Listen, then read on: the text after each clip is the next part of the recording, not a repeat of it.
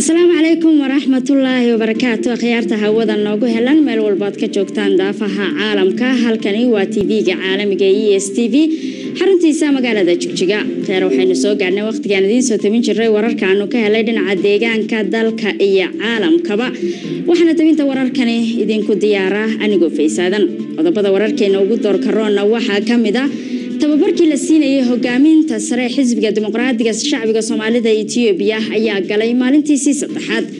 tababar ujeedadiisu ahayd kor u qaadida awoodda haweenka sidoo kalena ka qaybgalka haweenka dhinacyada kala duwan ee horumarka waxbarashada nabadgelyada iyo waxyaabaha la xidhiidha. xafiiska caafimaadka dowladda deegaanka Soomaalida Itoobiya ayaa soo agaasimay kulan wacyigelin oo ku saabsanaa qorsheynta dhinaca qoyska. أخيرا قضبضة كلام نقاعنا دينا دالكنا وحا كامدا رئيس وزراء دالكا أيا كا قيب قلي شركي عالمي هاي سوا قاسنتا هايتا قرامدا مدوبي وقابل سنة هرمرنتا وحبرشدا. أخيرا يكو أسوحين قضبضة وراركين وقود دور كرون كوان إيا كوالا مدح وديار قروب فاربعين